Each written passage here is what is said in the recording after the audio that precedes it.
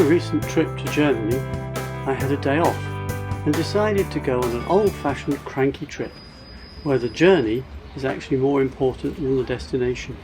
So here I am at 8:12 in the morning, about to get on the first train to Brieg.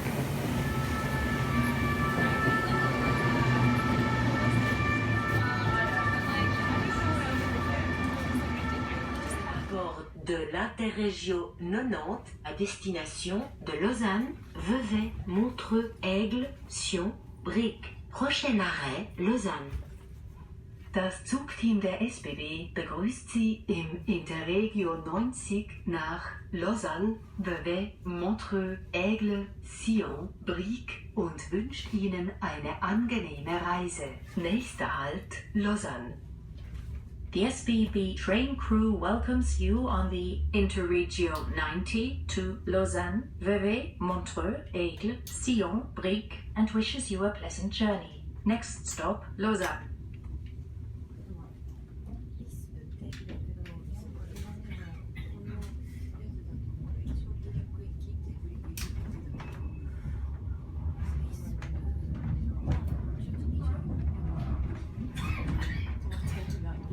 After Lausanne, the railway skirts the banks of Lake Geneva and then heads up the Rhone Valley. The hills alongside give promise of more to come.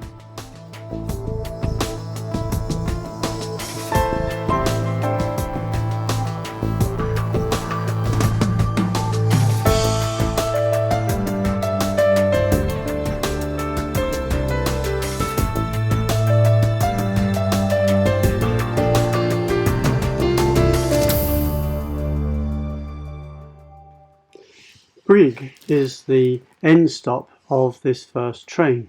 It nestles in the mountains halfway up the valley between Martigny and the Rhone Glacier. It's also an important stopping point for the so-called Glacier Express, a super deluxe train and a fantastic way of travelling through the Swiss Alps. It's not, of course, included in the price of my ticket, but there are other ways of going the same way.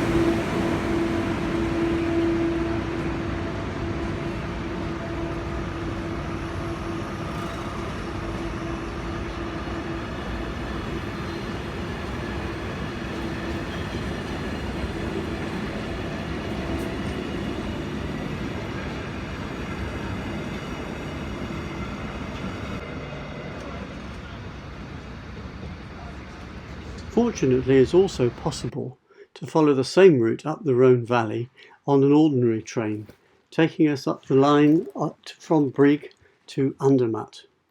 This railway is amazing as it is partially adhesion and partially rack and pinion, with the train winding round back on itself in order to gain height through spiral tunnels as it follows the Rhone Valley up towards the Rhone Glacier.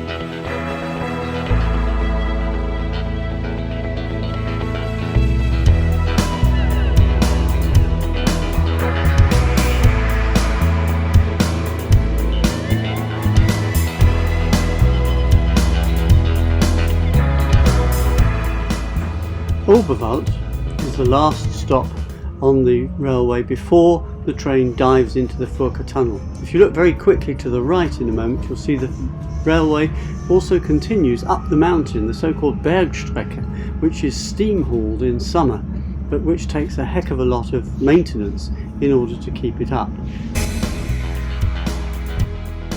This is Andermatt. Now, I only actually had 5 minutes in Andermatt this time, but fortunately Sophie and I had visited it a couple of years ago, so here's a couple of pictures.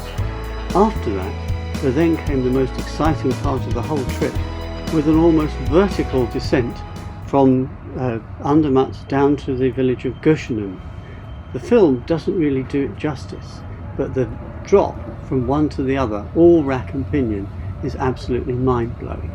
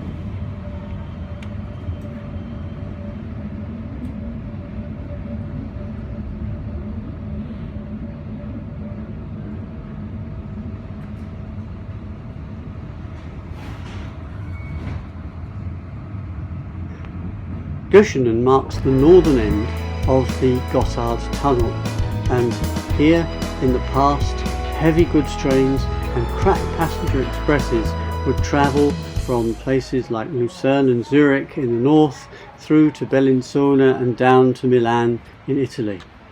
Nowadays they all go through the base tunnel, and this, the original Gotthard Tunnel, only has this rather disappointing electrical multiple unit. Still, it does at least allow us to travel down the line northbound again in the general direction of Lucerne.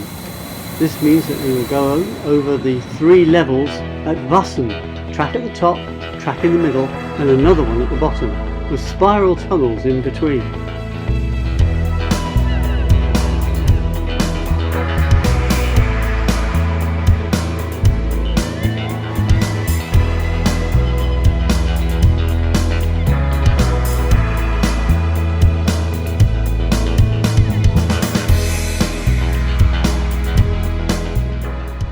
It's now about 4 in the afternoon and we've reached Lucerne, a beautiful town on the banks of the so-called Vier Waldstätter, the Lake of the 4 Cantons, I think it's called in English. Now from here you could of course just go straight home along the main line, but that's far too easy, so I've gone on the Brunigbahn, which takes us back towards Interlaken. Part of this is also rack and pinion, and after a careful start to get onto the rack, then the train rises into the mountains in a way befitting of a helicopter.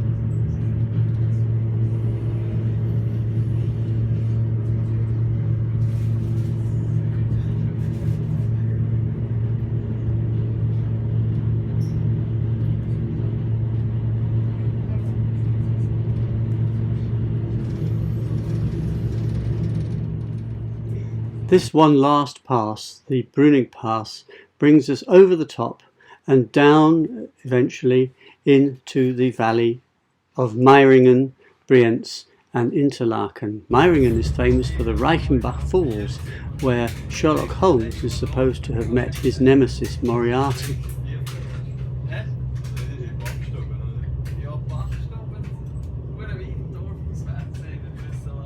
Further along, you come down to the town of Brienz. Brienz is well known for its lake and the steamer that plies upon it, and its beautiful wooden houses.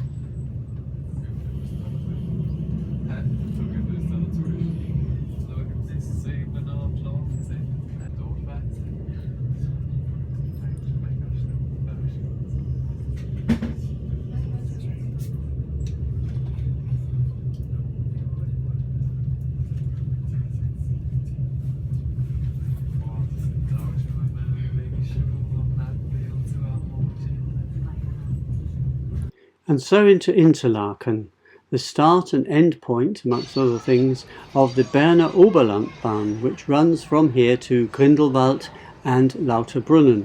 These are both jumping off points for further railways which can take you up to the top of the Jungfrau, one of the highest points you can go to by train, if you can afford it, that is. These also are railways that are not included on my ticket. Interlaken is very popular now as a holiday destination, in particular for the wealthy Arabic and Chinese population as well, so it has a very international feel to it. But if you'd have gone up the Jungfrau today, I think you might have been disappointed, as it seems to have been shrouded in cloud. On we go towards Bern, and on this occasion I got to ride in one of the double-deck trains which left Interlaken, went along the Thunersee, which runs from Interlaken towards Bern, over the bridge and into Bern.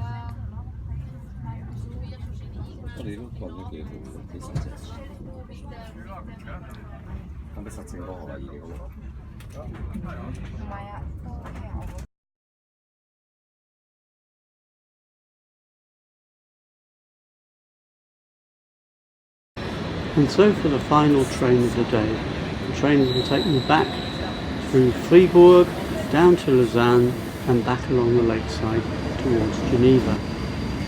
Coming down this way, we get a completely different view of Lake Geneva. The train out towards Brig just skirted the edge of the lake and you didn't get an overall picture.